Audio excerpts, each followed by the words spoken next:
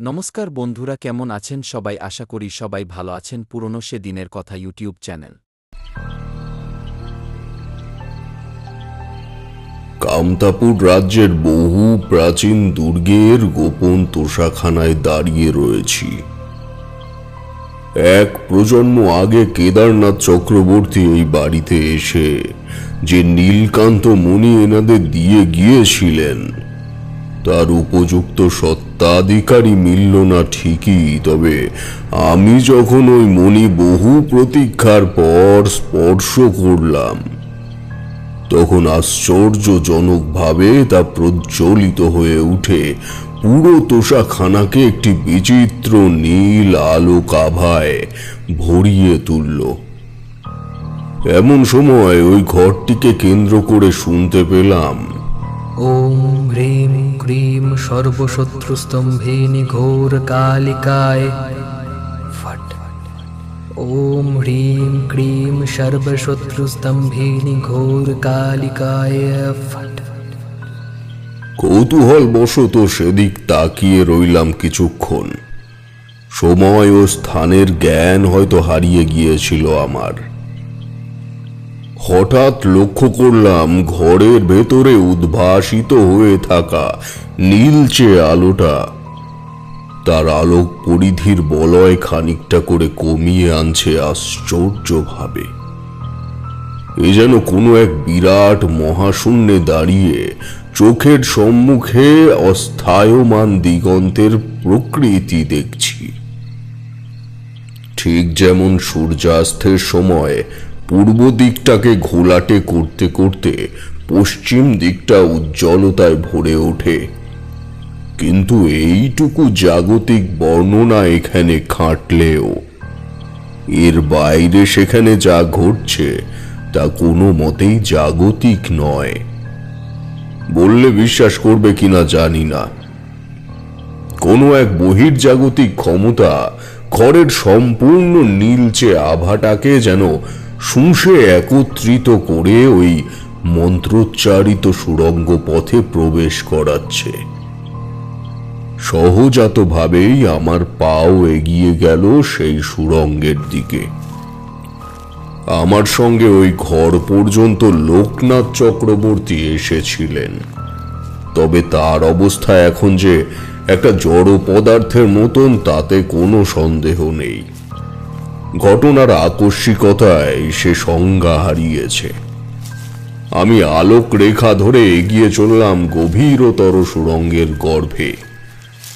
ধীরে ধীরে চোখ ও মনটা একটু ধাতস্থ হতে টের পেলুম ওই আলোক গতিরেখা শেষ হয়েছে অনতি দূরের একটি ব্যক্তির পিঠের ওপর। সহজ বর্ণনা দিতে গেলে বলা যায় যে ওই ব্যক্তি যেন দুই কাঁধের সাথে ওই নীল আলোর চাদরটি বেঁধে নিয়ে আমায় পথ দেখিয়ে এগিয়ে চলেছে। তার মুখে চলছে সেই বিরতিহীন মন্ত্রপাঠ। এগিয়ে চলেছি তো এগিয়েই চলেছি মন্ত্রমুগ্ধের মতন। মনের মধ্যে একবারের জন্য ভেসে উঠেছিল যে এই পথের বোধহয় কোনো শেষ নেই, তবে সে চিন্তার উদয় হওয়ার সাথে সাথেই আবার হয়তো মিলিয়ে গিয়েছিল একই রকম ভাবে। হঠাৎ এক সময় সামনের মানুষটি থেমে গেল এবং একই সাথে বন্ধ হলো তার মন্ত্রপাঠ। সময়ের কয়েক ভগ্নাংশের বিরতির পর সে বললে, নিহাত তোমার পরিবারের সাথে আমার একটা অন্তরঙ্গ যোগাযোগ রয়েছে, নইলে প্রতিটা সময় প্রতিটা ক্ষেত্রে এভাবে আবির্ভাব হওয়াটা অনিমন্ত্রিত অতিথির ন্যায় মনে হয়। কেন যে এখানে এসে পড়লে তুমি? হ্যাঁ, এখন জানি না কদ্দূর তোমায় পোহাতে হবে। আমি কিন্তু ততক্ষণে বেশ বুঝে গিয়েছি মানুষটি কে। তোমরা হয়তো ভাবছো এমন একজন চরিত্রকে চিনতে আমার তো এতক্ষণ লাগার কথা নয়, তবুও কেন এত দেরি হলো আমার, তাই তো? বলি শোনো, যে ঘটনা এতক্ষণ নিজের চর্মচক্ষুর সম্মুখে ঘটে গেল তেমন কিছু তোমাদের সামনে ঘটতে শুরু করলে তোমাদের অবস্থাও তাই হতো। ব্যাপারটা খানিকটা এমন যে গ্রাম বাংলায় প্রচলিত ভুলো ভূতেরা যেমন মানুষকে ঘুমের মধ্যে ভুলিয়ে নিয়ে বহু দূরে নিয়ে যায় তার বাড়ির থেকে, এবং সেই মানুষও বিচার বুদ্ধির জ্ঞান হারিয়ে হাঁটতে শুরু করে তার পিছু পিছু। এটাও ঠিক তেমনই পরিস্থিতি ছিল আমার জন্য। যাই হোক, হয়তো তোমরা বুঝতে পেরেছো এবার। আমি তার কথা শোনার পরেও হয়তো মস্তিষ্ককে তৎক্ষণাৎ প্রস্তুত করে উঠতে পারিনি কোনো রকমের যথোপযুক্ত উত্তর দেওয়ার জন্য। বেশ খানিকক্ষণ বাদে আমি জবাব দিলুম, আপনি এখানে কিভাবে? আমি এখানে কিভাবে তা তো তোমার আমার থেকে ভালো জানবার কথা। আমার অনেক গুরুত্বপূর্ণ কাজ থাকে ভাই। তোমার জন্য এমন বারংবার ছুটে আসাটা সম্ভব কি? আমার জন্য ছুটে এসেছেন? আমি যে এখানে আছি তার খবর আপনাকে কে দিল? খবর যে পাঠায় আমায় সেই পাঠিয়েছে। তাছাড়া এর আগেও এখানে আমাকে আসতে হয়েছে অনেকবার, ওই মণি পাহারা দিতে। তখন জানতাম না সেই ঘুরে ফিরে তুমি এসে এর সঙ্গে জড়িয়ে পড়বে। তিনি বলেছিলেন যদিও, কেউ না পারলে অবশেষে একজন আছে যাকে এই কাজ শেষ করতেই হবে। এই তিনিটা কে? কে বলেছে আপনাকে আমার কথা? তুমি আর দ্বন্দ্বে রাখবো না। তুমি এক কাজ করো, এখানের থেকে সোজা চলে যাবে সাগর দিঘির পারে নাটাবাড়ি নামের গ্রামে। গ্রামটা ছোট, কয়েক ঘর মানুষের বসবাস। ওখানেই প্রমোদ বেদে নামের একজন আছে। গরিব মানুষ, সাপ খেলা দেখিয়ে তার সংসার চলে। তার দাদু হারান ওঝা ছিলেন ভগবান তুল্য একজন মানুষ। ওই মানুষটির কাছেই বেশ কিছুদিন আশ্রয় নিয়েছিলেন তোমার ছোট ঠাকুরদা কেদারনাথ চক্রবর্তী। তোমার মতোই একজন উদার মনের উন্নত পর্যায়ের তন্ত্র সাধক ছিলেন তিনি। তবে হ্যাঁ, তোমার কপাল যতটা খারাপ তার থেকেও নিষ্ঠুর কিছু নিয়তি তার জন্য লিখে রেখেছিলেন অদৃষ্ট। এই মনির সদ্ব্যবহার যখন তোমার দ্বারাই সম্ভব, তখন তোমাকেই বাকিটা করতে হবে। আমার হাতেও ওই নীলকান্ত পাথর প্রাণ পায়নি। এর আগেও আমি বহুবার ওই পাথর স্পর্শ করেছি এই তোষাখানায় এসে। আপনি কেন আসতেন এখানে? ওই যে বললাম, পাহারা দিতে। এটি পাহারা দেওয়ার জন্য আপনাকেই কেন আসতে হবে? তা আমি জানি না তারানাথ। তোমাকেও যেমন অদৃষ্ট ঘুরিয়ে নিয়ে চলেছে, আমাকেও সেই রকমই একজনের নির্দেশ মেনে চলতেই হয়।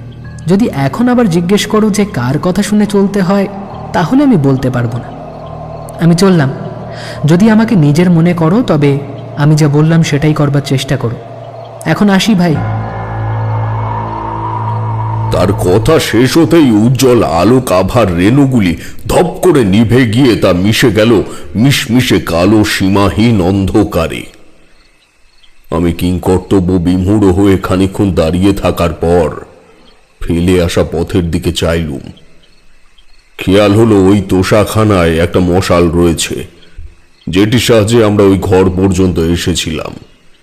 সেই মশালের মৃদু হলদে আভা ঘর ও গুহামুখের সংযোগ স্থলকে ঈষৎ দুলীয়মান আলোক তরঙ্গ দিয়ে আমায় যেন ইঙ্গিত করছে সেদিকে ফিরে গিয়ে তাকেও আমার সঙ্গী বানাতে। আমি তাই করলুম। তোষাখানার থেকে মশাল তুলে নিয়ে বেরিয়ে পড়লাম মুক্ত পথ ধরে। লোকনাথ চক্রবর্তী অজ্ঞান হয়ে রয়েছে ইট সুরকির চূড়ার উপরে পড়ে। মনে মনে ভাবলাম, আজ না হয় কাল কেউ না কেউ নিশ্চয়ই এই তোষাখানা পর্যন্ত পৌঁছবে, যেহেতু সমস্ত দরজা খোলা রেখে আমরা এখানে পৌঁছেছি। কেউ আসুক আর না আসুক, মোহনলাল তো আসবেই। যাই হোক, শুরু হলো আমার আর এক অজ্ঞাত যাত্রা অমর জীবনের কথা অনুযায়ী। সে বলেছে ওই ভূগর্ভস্থ পথ কোনো এক সাগর দিঘির পাড়ে গিয়ে উঠবে, আর সেই দিঘি সংলগ্ন গ্রাম নাটাবাড়িতে আমাকে পৌঁছতে হবে। চলার গতি বাড়িয়ে দিলাম খানিকটা। আশ্চর্য বিষয় হলো, একটা মানুষের পক্ষে তো এতগুলো সুড়ঙ্গ পথ তৈরি করে ওই তোষাখানায় যাওয়া সম্ভব নয়।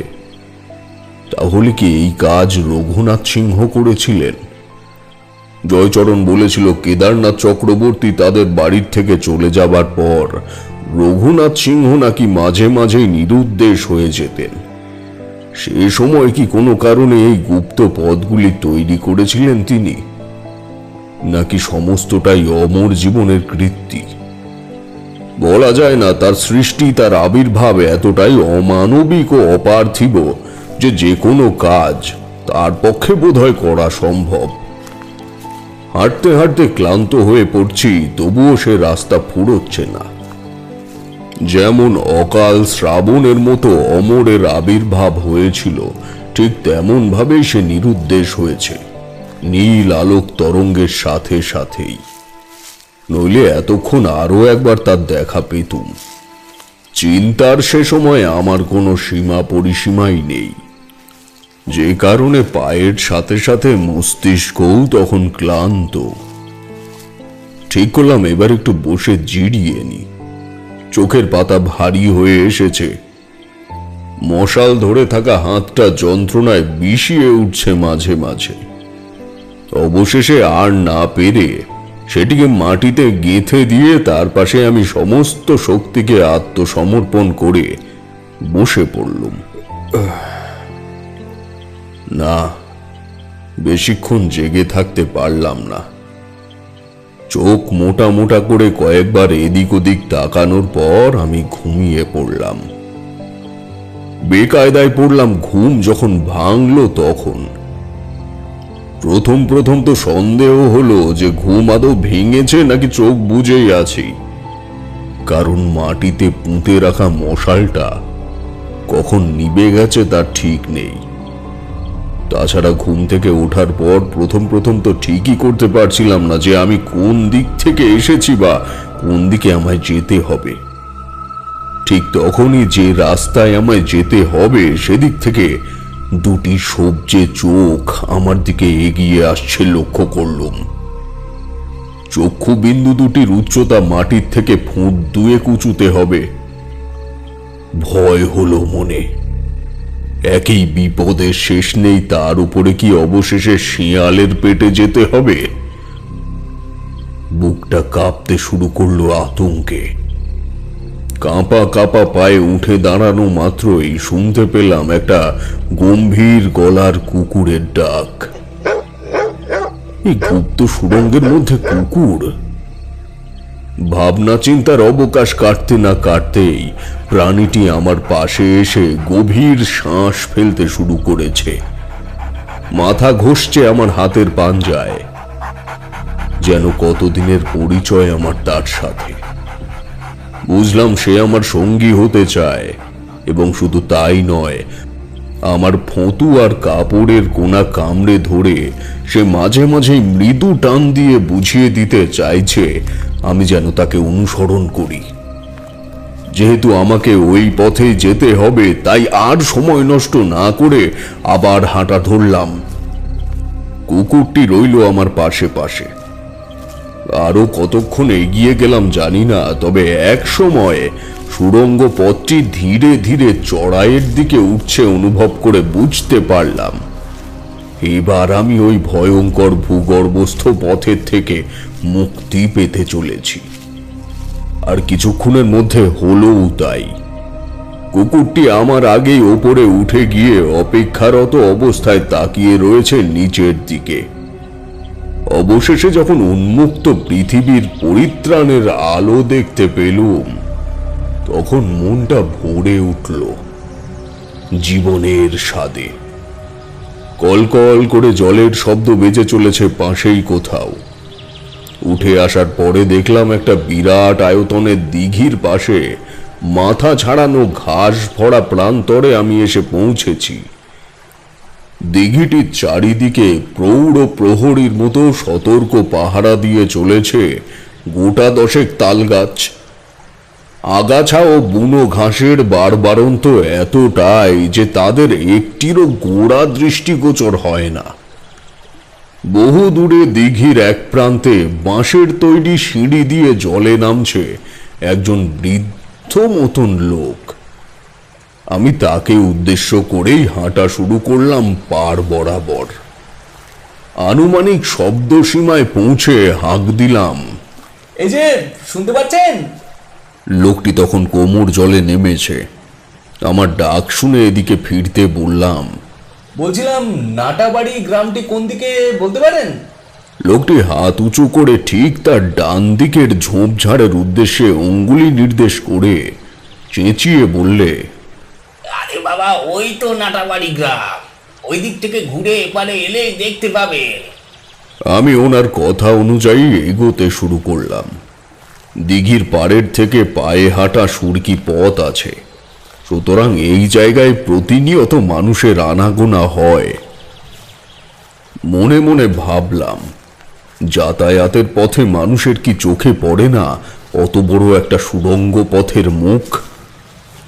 যা কাজ নেই বাড়তি কৌতূহলে এই ভেবে মনের থেকে বিষয়টাকে মুছেই ফেললাম। যে অস্থায়ী ঘাটে লোকটি স্নান করছিল সেই জায়গার সামনে থেকে যখন যাচ্ছি তখন লোকটি আমায় জিজ্ঞেস করলো, কোথায় যাবেন নাটাবাড়িতে? কার বাড়ি যাবেন? আমি যাব প্রমোদ বেদের বাড়িতে। আপনি চেনেন? ও, প্রমোদের বাড়ি। ওই তো চটকা গাছের তলায় যে বিচুলি দেওয়া বাড়িটা রয়েছে না, ওই একটু এগিয়ে যান, চোখে পড়বে। কিছুটা এগিয়ে গেলেই দেখতে পাবেন ওটাই প্রমোদের বাড়ি। আপনিও কি সাপ খেলা দেখান নাকি? আগে না, ধন্যবাদ। আচ্ছা, আমি আসি। লোকটিকে একটু অপ্রতিভ করেই বিদায় নিলাম। খামোখা কি বলতে বলতে নীলকান্ত মণির কথা উল্লেখ করে ফেলি, তার তো কোনো ঠিক নেই।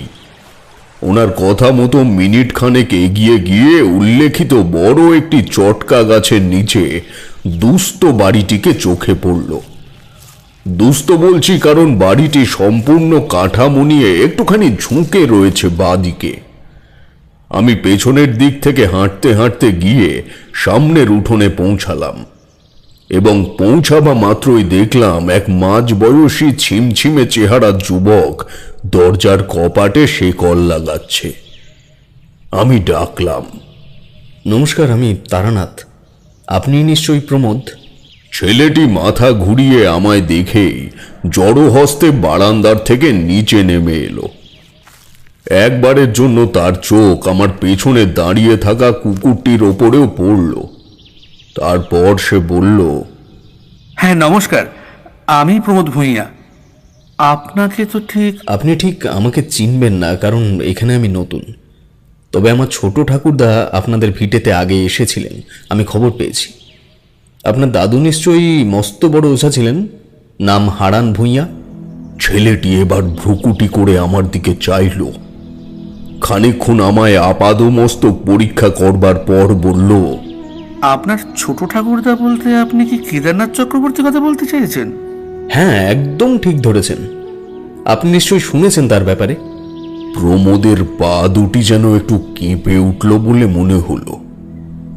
বুঝলাম আমার আগমনের ব্যাপারটা তার কাছে রূপকথার মতন ঠেকছে। আমার দুই হাত চেপে ধরে সে বললে, আপনি যে সত্যি আসবেন আর ঠাকুরদার কথা যে এভাবে মিলে যেতে পারে, কোনোদিনও তা তো ভাবতেই পারিনি ঠাকুরমশাই। এতদিনে তাহলে জগৎপুরের অভিশাপ খুঁজলো। জগৎপুর? সে জায়গা কোথায়? কোন অভিশাপের কথা বলছেন? সে জায়গা তো এখানে নয় ঠাকুরমশাই। জগৎপুর উত্তরপ্রদেশের এক পাহাড়ি প্রত্যন্ত গ্রাম, যেখানে আমাদেরও বাড়ি ছিল।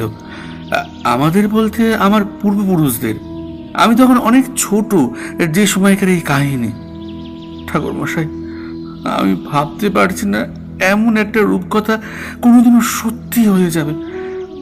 বাকিটা নির্ভর করছে আপনার উপর। কি নির্ভর করছে? কি কাহিনী বলুন তো? আপনি আগে গরিবের ভিটেতে আসুন ঠাকুরমশাই, আমি সবটাই জানি। এখানে দাঁড়িয়ে দাঁড়িয়ে সব বলা যাবে না। আমি তার সঙ্গে এগোলাম। ঘরের শেকল নামিয়ে দরজা খুলে প্রথমে মেঝেতে একটা চাঁটাই পেতে দিল সে।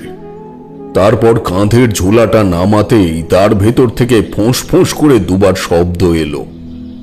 বুঝলাম সে কাজে বেরোচ্ছিল সাপ নিয়ে। মাটির কলসি থেকে জল গড়িয়ে নিয়ে একটি তামার ঘটি আমার সামনে নামিয়ে রেখে আসন করে বসল সম্মুখে। তারপর বলতে শুরু করলো এক রোমহর্ষক কাহিনী। আমি আমার মতন করে গুছিয়ে সে বর্ণনা তোমাদের দিচ্ছি। যে সময়ে কোচ রাজ্যের নাটাবাড়ি নামক গ্রামে বসে এই কাহিনী শুনছি, তার থেকেও 1 শতাব্দী আগের ঘটনা তো হবেই। এই কাহিনী আমার ছোট ঠাকুরদা কেদারনাথ চক্রবর্তীর তন্ত্র জীবনের। তবে ভাবিনি সে ঘটনার সঙ্গেও তোমাদের এই তারানাথ চক্রবর্তীর এমনভাবে যোগাযোগ ঘটে যাবে। যাই হোক, বলি শোনো। উত্তরপ্রদেশের পাহাড়ে ঘেরা এক প্রত্যন্ত গ্রাম, যে গ্রামের নাম জগৎপুর। মূলত চাষবাস করাই ছিল সে গ্রামের মানুষের প্রধান জীবিকা।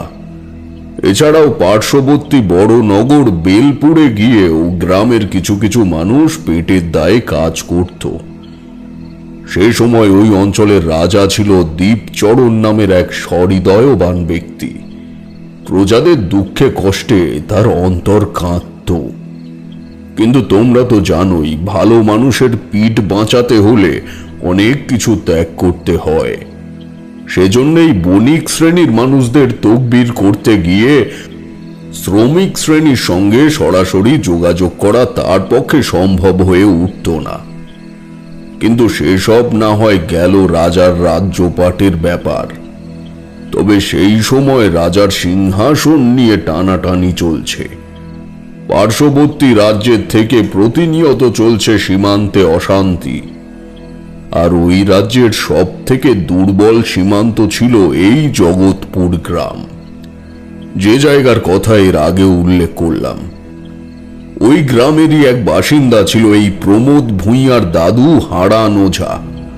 সেই কারণেই সমস্ত ঘটনা তিনি চোখের সামনে দেখে এই প্রমোদকে বলে গেছেন। যাই হোক, মূল ব্যাপারটা শুরু হয় এক কাল রাত্রির থেকে, যে রাতে বৈদেশিক শক্তির গড়ের তোপ এসে পড়ল জগৎপুর গ্রামের পার্শ্ববর্তী কোনো জায়গায়। গ্রামের মানুষ তটস্থ হয়ে উঠল মুহূর্তেই। সকলে বুঝতে পারল এবার আর প্রাণ বাঁচানো সম্ভব হবে না। তবুও বিনা যুদ্ধে কি বাসভূমি ত্যাগ করে পালানো যায়?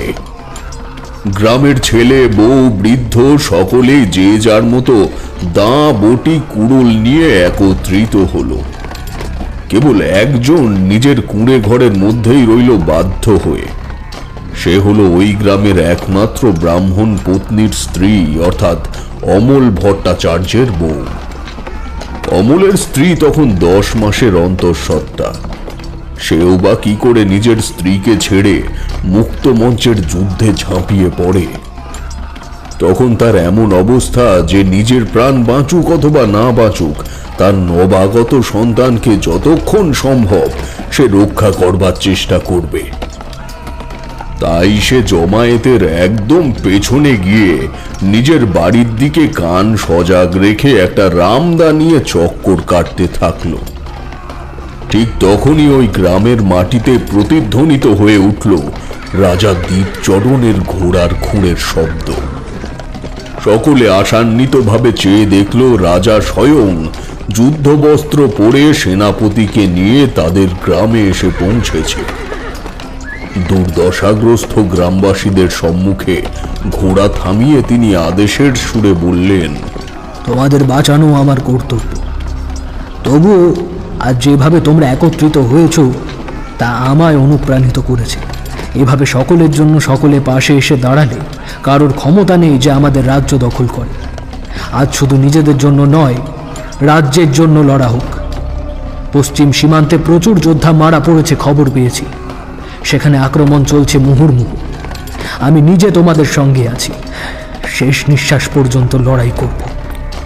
রাজার শেষের কথাগুলো শুনেই বোঝা গেল যে তিনি আত্মমর্যাদার জায়গা থেকেই কেবল কথাগুলি বললেন। বুক বল সে হারিয়ে ফেলেছে অনেক আগেই। এমন সময় ভূমিকম্পের মতো পায়ের তলায় মাটি থরথর করে কেঁপে উঠতে শুরু করল। সকলে বুঝতে পারল বিপক্ষ দলের যোদ্ধারা এগিয়ে আসছে সমবেতভাবে। গ্রামবাসীর দল রাজার আগমনে একটু দুর্বল হয়ে পড়েছিল ঠিকই, তবে এই পূর্বাভাস পাওয়ার পর সবাই আবার দলবদ্ধ হয়ে দাঁড়ালো রাজার ঘোড়ার সামনে। এমন সময় পাশের জঙ্গলে ঘেরা পাহাড়ি চড়াই থেকে নেমে আসতে দেখা গেল এক আগন্তুককে। পরনে লেংটি, সারা শরীরে অগরু ও ভস্যের গুঁড়ো। সে গ্রামবাসীদের সামনে এসে এমন ভঙ্গিতে দাঁড়িয়ে পড়ল যেন তিনিও এই যুদ্ধে অংশগ্রহণ করতে ইচ্ছুক, তাদের সমকক্ষ হয়ে। অস্ত্র বলতে একটা গাছের ডাল, দেখতে অনেকটা ত্রিশূলের মতো। প্রমোদের দাদু হারান ওঝা ছিলেন একেবারে গ্রামবাসীদের প্রথম সারিতে। তিনি লক্ষ্য করেছিলেন ভবঘুরে আগন্তুকের হাতের ওই ত্রিফলা লাঠিতে 4টি আশ্চর্য পাথর জাতীয় কিছু জ্বলজ্বল করছে। পাথরগুলি পরপর সাজানো ওই ব্যক্তির হাতে ধরে থাকা দণ্ডটির ওপর। ততক্ষণে ধীরে ধীরে সম্মুখে এসে মৌমাছির ঝাঁকের মতো জড়ো হচ্ছে দুষ্কৃতীর দল। ওই ষড়যন্ত্রের মূলে যে আছে, অর্থাৎ ওই বিপক্ষ দলের সেনাপতি, সে সামনে এসে দাঁড়ানো মাত্রই প্রত্যেকে দেখল রাজ্য অধিগ্রহণের খিদে নিয়ে যে ব্যক্তি অত বড় একটা সশস্ত্র দল চালনা করে নিয়ে এসেছে, তার চোখে নিষ্ঠুরতা যেন নিমেষেই উভে গিয়ে সেখানের স্থান করে নিল অযাচিত আতঙ্ক বা ভয়। গ্রামবাসী ভাবল হয়তো স্বয়ং রাজাকে সেখানে উপস্থিত থাকতে দেখে বিপক্ষ দলের এমন অভিব্যক্তি হয়েছে, তারা ভয় পেয়েছে। কিন্তু তাদের ধারণা সম্পূর্ণ মিথ্যে হলো যখন তারা ভয়ার্ত কণ্ঠে ওই শত্রুপক্ষের সেনাপতিকে বলতে শুনল, রাজামশাই, কাদের নিয়ে যুদ্ধে নেমেছেন? এরা তো কেউ মানুষ নয়, এরা তো কেউ মানুষ নয়। শত্রুপক্ষের প্রত্যেকের দৃষ্টি আশপাশের পাহাড়ি অঞ্চল ও জঙ্গলের ওপরে ঘোরাফেরা করছে। গ্রামবাসীরাও সকলে অনুভব করল তাদের আশেপাশে এসে দাঁড়িয়েছে অসংখ্য ছায়ামূর্তি, যাদের চোখে দেখা যায় না কিন্তু স্পষ্ট অনুভব করা যায়। ঠিক তখনই সকলের সম্মুখে দাঁড়িয়ে থাকা আগন্তুক ভবঘুরে এক পা মাত্র শত্রুপক্ষের দিকে এগিয়ে দিতেই তারা পরিমরি করে নিজের নিজের ঘোড়া নিয়ে ছুট লাগালো দুই রাজ্যের সীমানার দিকে। রাজা দীপচরণ সহ সকলেই বুঝতে পারল যে যা ঘটেছে সবই ঘটিয়েছে ওই ভবঘুরে আগন্তুক। সকলের বিনম্র জড়হস্ত ললাট স্পর্শ করল ওই ব্যক্তির উদ্দেশ্যে। সেই ব্যক্তি এবার সকলের দিকে ঘুরে শান্ত কণ্ঠে বললে, আমি কেদারনাথ চক্রবর্তী, আপনাদের রাজ্যের একজন উদ্বাস্তু সন্ন্যাসী। আজ আপনারা মুক্তি পেলেন আপনাদের একতার ক্ষমতায়। ওই ওপরের পাহাড়ি উপত্যকায় আমার ডেরা, সেখান থেকেই আমি সব লক্ষ্য করছিলাম।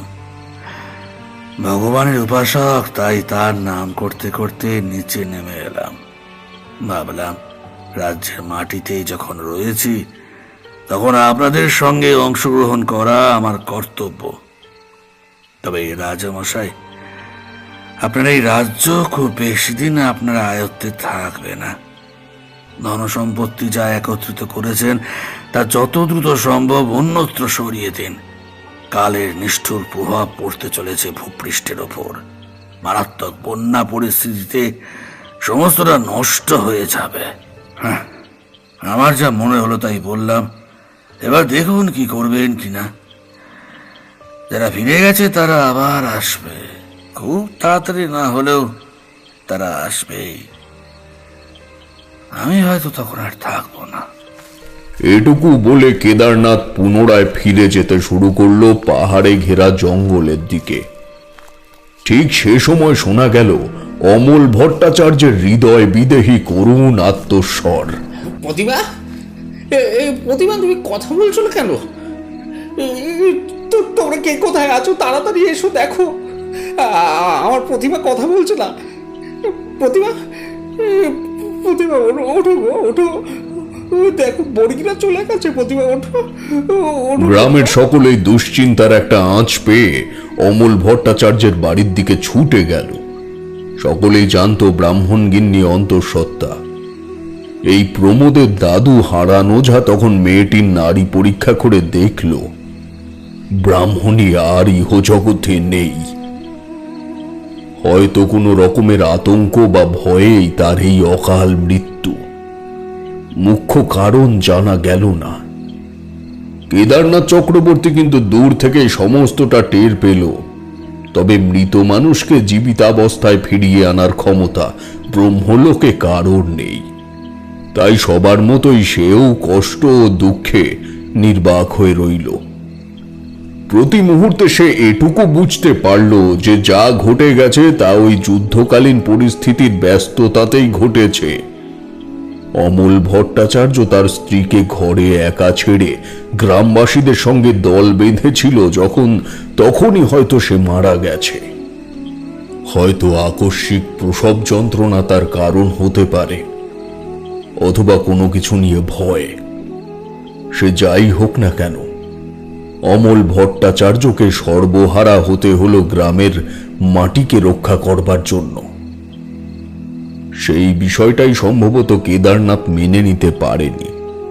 সে ছিল কালভৈরবের একনিষ্ঠ সাধক, এবং যে সময়ের কাহিনী শোনাচ্ছি ততদিনে কেদারনাথের তন্ত্রের সর্বোচ্চ মার্গ প্রাপ্তি ঘটে গেছে। তিনিই পরবর্তীতে এই নাটা বাড়িতে এসে হারান ওঝার সঙ্গে কিছুদিন থাকাকালীন বাকি ঘটনাগুলি জানিয়ে গেছে। এবার হারান ওঝা সহ তার সমগ্র পরিবার উত্তরপ্রদেশ ছেড়ে এই কোচ রাজ্যে কেন চলে এলো তার মূল কারণ বলি। কেদারনাথ শুরু করে এক অবেদ্য সাধনা কালভৈরবের উদ্দেশ্যে। যে অন্যায়ভাবে একটি মা ও শিশু প্রাণ হারিয়েছে, একজন জন্মদাতা গৃহশূন্য হয়েছে, তার বিরুদ্ধে ঐশ্বরিক পরিণতি কি হতে পারে সেই দাবিতেই তার এই সাধনা। দিনের পর দিন স্তরে স্তরে সে পৌঁছতে শুরু করে কালভৈরবের আশিসের একদম কাছের জায়গা পর্যন্ত। এরকমই এক মধ্যরাতে ঘুম না আসার কারণে ঘরের থেকে বেরিয়ে বাইরে পায়চারি করছিল হারান ওঝা। তখনই সে দেখতে পেল যে পাহাড়ি উপত্যকায় কেদারনাথের আস্তানা ছিল, ঠিক আনুমানিক তেমনই কোনো জায়গায় আকাশ থেকে ছুটে আসা একটা নীল নক্ষত্র ভীষণ গতিতে জঙ্গলের মধ্যে প্রবেশ করে অদৃশ্য হলো। হারান ওঝা প্রথমে সেটাকে নিজের চোখের ভুল ভাবলেও পরবর্তীতে কেদারনাথের মুখে সমস্তটা শুনে সংশয়হীন হন। যাই হোক, পরবর্তীর কথা না হয় পরবর্তীতেই বলি। এই ঘটনা যেদিন ঘটল তার ঠিক পরের দিন কেদারনাথ আবার পাহাড় থেকে নেমে এলো, সঙ্গে একটি বছর 5 বাচ্চা ছেলেকে নিয়ে।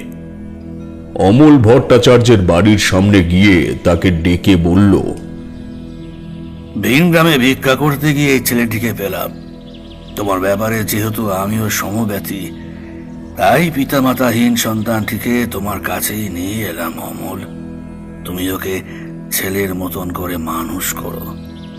যারা গেছে তাদের তো আর ফিরিয়ে আনা সম্ভব নয়, তাই আমার মনে হয় যে এসেছে তোমার ঘরে তাকে ঈশ্বরই পাইয়ে দিয়েছেন। সেটা হতে পারে আমার মাধ্যমে, তবে যাই হোক না কেন, ওকে দেখার পরে আমার প্রথমে তোমার কথাই মনে পড়ল। কেদারনাথ কিন্তু আসলেও এই বাচ্চাটিকে কোনো জায়গার থেকেই খুঁজে পাননি। যা ঘটে গেছে তা ঘটেছে আগের দিন রাতে ওই নীল নক্ষত্র পতনের ফলেই। এদিকে অমল ভট্টাচার্য অবলম্বনহীন জীবনে একটি খড়কুটো খুঁজে পেয়ে সেটিকে আঁকড়ে ধরলেন নিজের বুকে। কেবল কেদারনাথ যখন ছেলেটিকে তার বাড়িতে দিয়ে চলে যাচ্ছিল, তখন অমল ভট্টাচার্য জিজ্ঞেস করলে, আপনি তো একে আমার কাছে দিয়ে গেলেন বাবা, এর নাম কি? কি বলে ওকে আমি ডাকবো? কেদারনাথ চক্রবর্তী স্নেহ মিশ্রিত নেত্রে তখন জবাব দেয়, ওর নাম অমর জীবন, আর পদবী রইল তোমার, অর্থাৎ অমর জীবন ভট্টাচার্য। এখানেই শেষ হয়েছিল সেই সময়কার জগৎপুরের কাহিনী। মাস চারে কোনো রকম সমস্যা হলো না কোথাও। কেদারনাথ পরদিন সকালেই ওই আস্তানা ভেঙে চলে গেল। তবে এখানেই যদি শেষ হতো তাও না হয় ভালো ছিল। যে প্রাকৃতিক বিপর্যয়ের কথা রাজাকে জানানো হয়েছিল, ওই যুদ্ধকালীন দিনে, অর্থাৎ সেই আকস্মিক বন্যা ধারায় ধারায় জলরাশি নিয়ে ধেয়ে এলো জগৎপুরের ওপর। যেদিন এই দুর্ঘটনা ঘটবে সেদিন সকাল পর্যন্ত কেউ টের পায়নি যে ওই গ্রাম পুরো নিশ্চিহ্ন হয়ে যেতে চলেছে। অমর জীবন সে সময় নিজেও তার বিশেষত্বের ব্যাপারে অবগত নয়। সেও তখন জগৎপুরের ওই অমল ভট্টাচার্যের ছেলে নামে পরিচিত। কেদারনাথ চক্রবর্তী অমর জীবনকে অমলের হেফাজতে রেখে যাওয়ার সময় একটা গোপন কথা জানিয়ে গিয়েছিল। সে বলে গিয়েছিল, আজ থেকে তুমি এখানেই সাবধানে থেকো, গ্রামের মানুষের পাশে দাঁড়িয়েও। কোনো অলৌকিক বা ষড়যন্ত্রমূলক ক্রিয়া এই গ্রামের বিপরীতে ঘটলে তুমি যাতে তার প্রতিকার করতে পারো, সেজন্য আমি একটা পরম শক্তির ত্রিশূল রেখে গেলাম আমার আস্তানায়। বিপদ বুঝলেই সেখানে গিয়ে ওই ত্রিশূল তুলে নিয়ে গ্রামের মাটিতে এনে পুঁতে দেবে। দেখবে ধীরে ধীরে সব কালো ছায়া মুছে গিয়ে নবদিগন্তের আকাশ উন্মুক্ত হবে। কেদারনাথের নির্দেশ এই রূপ ছিল ঠিকই, তবে অপরিণত মস্তিষ্ক সম্পন্ন অমর জীবন প্রাকৃতিক দুর্যোগকেই অলৌকিক ক্রিয়াকলাপ মনে করে গ্রামের মানুষের হাহাকার ও করুণার আর্তনাদ শোনা মাত্রই পাহাড়ি উপত্যকায় উঠে কেদারনাথের রেখে যাওয়া পরম শক্তির ত্রিশূলটি এনে পুঁতে দেয় জগৎপুর গ্রামের মাটিতে। এবং সে সময়ই ঘটে যায় অদৃষ্ট ও প্রলয়ের দেবতার সঙ্গে বিধাতার এক আলোড়ন সৃষ্টিকারী ঘটনা। কেদারনাথের পরম শক্তির ত্রিশূলের এতটাই ক্ষমতা ছিল যে সে নিমেষেই ওই গ্রামটিকে ধুধু প্রান্তরে পরিণত করল। সেখানকার মানুষ, বাড়ি ঘর সমস্তটা যেন দুমড়ে মুচড়ে একত্রিত হয়ে বায়বীয় আকারে প্রবেশ করল ওই ত্রিশূলের মধ্যে। ফলে প্রলয়ের দেবতার এবং বিধাতার সন্ধিক্ষেত্রে অদৃষ্ট যে মৃত্যুগুলি লিখে রেখেছিল সে মানুষগুলির হিসেব রইল না আর। বিধাতার লিখন খণ্ডে ফেলার মতো ক্ষমতা মানুষের হাতে থাকলে তা কতটা ভয়ঙ্কর হতে পারে ভাবতে পারছো? ঈশ্বর কি সেই অধ্যত্বকে মেনে নেবে? যে মানুষগুলি উধাও হয়ে গেল তারা আসলেও বাঁচেনি। ওই ত্রিশূলের ভেতরেই তারা আবদ্ধ হয়ে রইল অতৃপ্ত আত্মার মতো। বন্যার প্রকোপে সমস্ত রাজ্য ভেসে গেলেও জঙ্গলে ঘেরা জগৎপুর গ্রামে এক ফোঁটাও জল বয়ে গেল না। কেদারনাথ চক্রবর্তী তখন কামাখ্যায় আস্তানা করেছে। তার কাছেও স্বপ্নাদেশ গিয়ে পৌঁছলো যে ওই গ্রামে কিছু একটা ঘটেছে। তবে সে যখন ফিরে এলো তখন ত্রিশূলটিকে পোঁতা অবস্থায় পেল, কিন্তু অমর জীবনকে আর পাওয়া গেল না। কেদারনাথের সমস্ত ঘটনা বুঝে নিতে বেশি সময় লাগেনি। সে বুঝতে পারল অমর জীবনের দ্বারা অনর্থ ঘটে গেছে। তবে ত্রিশূলটি তো তার নামেই সংকল্প করা, তাই শক্তিক্ষয় যদি হয় তবে সেটা কেদারনাথেরই হবে। সে ঠিক করে একবার তার দীক্ষা গুরুর কাছে শুনবে যে কিভাবে এই পাপের থেকে পরিত্রাণ পাওয়া যায়। ত্রিশূল সঙ্গে নিয়ে সে চলে আসে এই কোচ রাজ্যের অভয়ারণ্যে। তার গুরুদেব তখন এই জায়গাতেই অধিষ্ঠিত ছিলেন। কেদারনাথ সবকিছু তাকে বলার পর গুরুদেব বললেন, তুই তো মহা বিপাকে পড়েছিস বৎস, তবে পরিত্রাণের জন্য তুই সঠিক জায়গাতেই এসেছিস। আমার কাছে নীলকান্ত মণি আছে, যেটি তোর ওই ত্রিশূলের ঊর্ধ্বভাগের গর্তে, যেখানে এসে তিনটি ফলা একত্রিত হয়েছে, সেখানে স্থাপন করতে হবে। তারপর ওই ত্রিশূল নিয়ে গিয়ে পুঁতে দিতে হবে পুনরায় সেই জগৎপুরের মাটিতে। মানুষগুলির প্রাণ ফিরবে না ঠিকই, তবে তুই এই অভিশাপের থেকে মুক্তি পাবি। কেদারনাথ হন্তদন্ত হয়ে বললে, তাহলে দিন সেই পাথর আমায়, আমি এখনই বেরিয়ে পড়ছি। গুরুদেব মৃদু হেসে বললে, ওরে শান্ত হ, আগে শোন পুরোটা। তুই এই কাজ করলে হবে না বৎস, এমন কোনো মানুষকে দিয়ে এই কার্য করাতে হবে যার শরীরে প্রকৃত রাজ রক্ত বইছে। তা বলে রাজার রক্ত মানেই কিন্তু রাজ রক্ত নয়। সে রক্ত এমন এক বস্তু যার মধ্যে হিংসা, অহংকার, ক্রোধ, কাম ও লালসার বিন্দু মাত্র মিশেল থাকবে না, এমন কাউকে চাই। সেই ব্যক্তি যদি তোর সমস্ত কথা জানার পর এমনটা করতে রাজি হয়, তবেই মিলবে মুক্তি, সম্পূর্ণ হবে তোর প্রায়শ্চিত্ত। কোথায় পাবো এমন রাজাকে গুরুদেব? আছে, তেমন রাজা এখানেই আছে। এই কোচ রাজ্যের বর্তমান রাজা রঘুনাথ সিংহ। তিনি যেমন পরোপকারী, ঠিক তেমনই স্বনামধন্য। তিনি নিজ প্রজাদের মুক্তির জন্যে প্রাণ পর্যন্ত দিতে পারেন। শুনেছি তার নাকি খুব অসুখ। তুই তার কাছে চলে যা, তাকে সুস্থ করে মানুষটিকে বুঝিয়ে দেখ। তাছাড়া আমি যা দেখতে পারছি, এখানে আরো একজন এমন আছেন যিনি ওই জগৎপুর গ্রামেরই অধিবাসী ছিলেন, সম্ভবত ওঝা জাতীয় কেউ। হ্যাঁ, ওখানে হারান ওঝা নামের একজন ছিলেন, কিন্তু তিনি বেঁচে গেলেন কিভাবে? তা ঠিক বুঝতে পারছি না। তুই চলে যা না ওই সাগর দিঘির পাড়ের নাটাবাড়ি গ্রামে, সেখানেই তার বাড়ি। তারপরেই গুরুর নির্দেশ পেয়ে কেদারনাথ চক্রবর্তী, মানে আপনার ছোট ঠাকুরদা, এই বাড়িতে আসেন এবং আমার দাদু হারান ওঝার সঙ্গে তাঁর সাক্ষাৎ হয়। কিন্তু গুরুদেবের প্রশ্ন তো আমার মনেও দানা বেঁধেছে।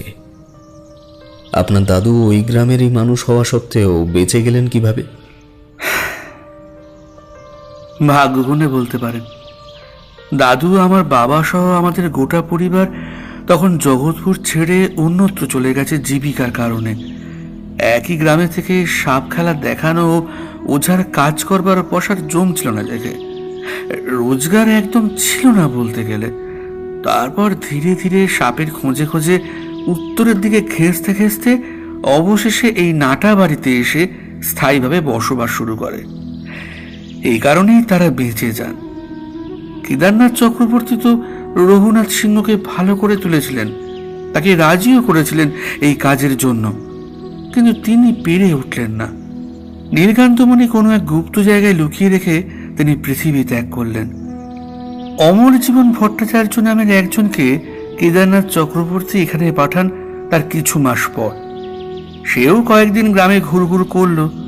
অবশেষে এক রাতের বেলায় পরম শক্তির ত্রিশূল আমার দাদুর হাতে দিয়ে বলে গেল, যদি কোনোদিনও কেদারনাথ চক্রবর্তীর পরিবারের কোনো মানুষ স্বেচ্ছায় আপনার বাড়িতে ঘটনাচক্রে এসে পড়ে, তবে বংশানুক্রমে আপনি জানিয়ে দিয়ে যাবেন যে এই ত্রিশূল যেন তার হাতে দেওয়া হয়। ততদিন আমি নীলকান্তমণি পাহারা দিয়ে রাখব। যদি তার মধ্যে কামতা রাজ্যের ক্ষমতা বদল হয়ে যায়, তাহলে তা আর সম্ভব হবে না। যাই হোক, পবিত্র রাজরক্ত ছাড়া অন্য কোনো উপায়ে যদি কেদারনাথ চক্রবর্তীর ওপরে আরোপিত অভিশাপ ঘোচানো সম্ভব হয়, তবে সেটা তার বংশের রক্তই পারবে। আমি চেষ্টা করে দেখেছি, আমার হাতে মুক্ত প্রজ্বলিত হয়নি। কিভাবেই বা হবে? আমার সৃষ্টিকর্তা সে হলেও আমার শরীরে তো আর তার রক্ত বয় না। এই কথাগুলি বলে সে বিদায় নিয়েছিল। তারপর দাদু মারা যাওয়ার সময় ওই ত্রিশূলের ভার দিয়ে গেল বাবার ওপর, আর বাবা সেটি ছেড়ে গেল আমার দায়িত্বে। এতদিনে আমি দায়মুক্ত হলাম ঠাকুরমশাই। আপনার হাতে ওই পরম শক্তির ত্রিশূল তুলে দিলে আমার স্বর্গীয় বংশধরেরাও শান্তি পাবেন। আমার সারা শরীর শিহরিত হয়ে উঠল প্রমোদের মুখে এই কাহিনী শোনার পর। বিবেচনা করবার শক্তি হারিয়েছে আমার মস্তিষ্ক তখন। সে চৌকির তলার থেকে কাপড়ে মোড়া একটা ফুট তিনেক লম্বা বস্তু বের করে আনলো। তারপর সেটির ওপর থেকে কাপড়ের বাঁধন খুলে নিয়ে প্রকাশিত করলো একটি কালো মসৃণ ত্রিফলা কাষ্ঠল দণ্ড, অর্থাৎ কেদারনাথের পরম শক্তির ত্রিশূল। গুরুদেবের কথা অনুযায়ী সত্যি তার ঊর্ধ্বাংশে একটি জায়গায় প্রমাণ আকারের একটা গর্ত রয়েছে। বুঝলাম আমার কাছে যে মণি রয়েছে তা স্থাপন করতে হবে ওই গর্তে। তবে ওখানে বসে আর সময় নষ্ট করলে আমার চলে না। নিজের ছোট ঠাকুরদার ওপর অর্পিত পাপকে আমি খণ্ডন করতে পারবো, এটা জেনেও নিজের শরীর ও মন উতলা হয়ে উঠল। কিন্তু উত্তরপ্রদেশের বেলপুর নামক অঞ্চলের প্রত্যন্ত গ্রাম ছিল ওই জগৎপুর গ্রাম। সেখানে পৌঁছবো কি করে তাও তো আমার তখন জানা নেই। গোটা দিন প্রমোদ আর কাজে বেরোলো না। আমিও সারা দিনটাই ভাবলাম যে কি করে কি করব। আমার সঙ্গে আসা কুকুরটি সারাদিন কুণ্ডলে পাকিয়ে চুপ করে শুয়ে রইল উঠোনের এক প্রান্তে। তবে সন্ধ্যা নামবার সঙ্গে সঙ্গেই তার মধ্যে একটা পরিবর্তন লক্ষ্য করলাম। সে দাওয়ার কাছে এসে আমায় ইঙ্গিত করে কিছু একটা বোঝাতে শুরু করলো।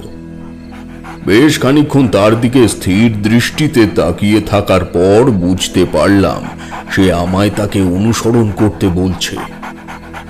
আমি প্রমোদের থেকে বিদায় নিয়ে ত্রিশূল ও ঝোলাটা সঙ্গে নিয়ে মশাল বাগিয়ে বেরিয়ে পড়লাম তার সঙ্গে।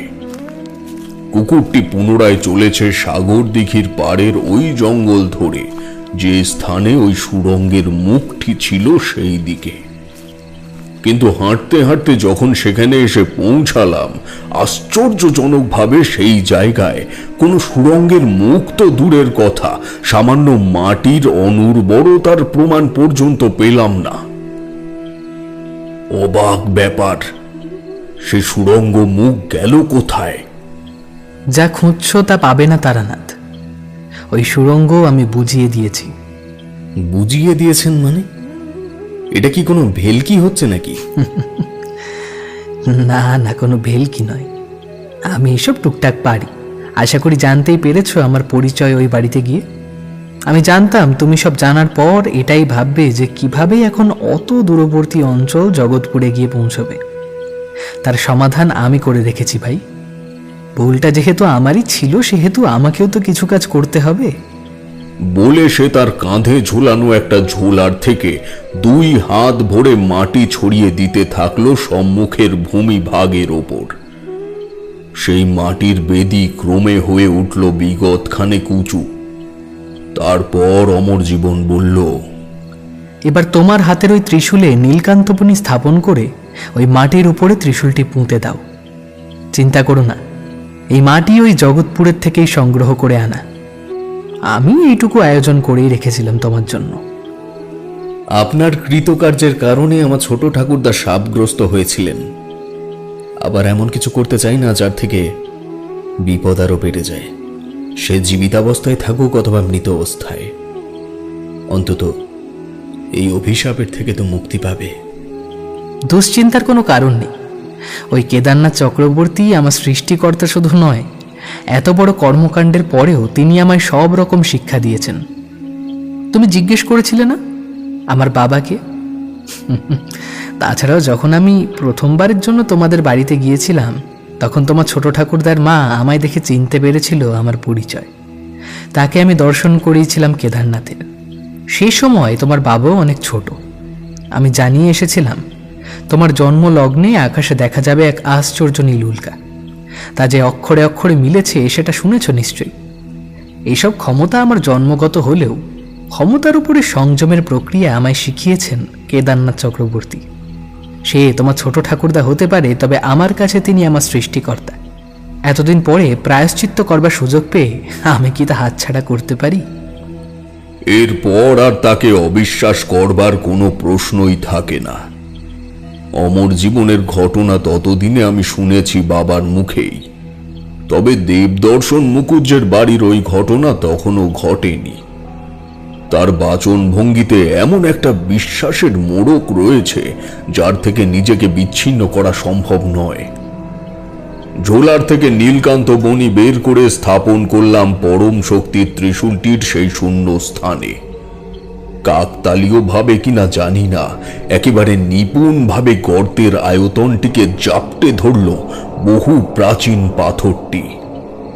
তারপর ত্রিশূলটিকে মাথার উপরে তুলে প্রমাণ শক্তিতে তা ওই বিছিয়ে রাখা মাটির উপরে পুঁতে দিতেই 5টি মণির ভেতর থেকে ঠিকরে বের হলো 5 বর্ণের 5টি বৃত্ত, যথাক্রমে নীল, লাল, হলুদ, সবুজ ও কমলা রঙের এই বৃত্তগুলি মন্থর গতিতে প্রদক্ষিণ করতে শুরু করলো আমার মাথার চারিদিকে।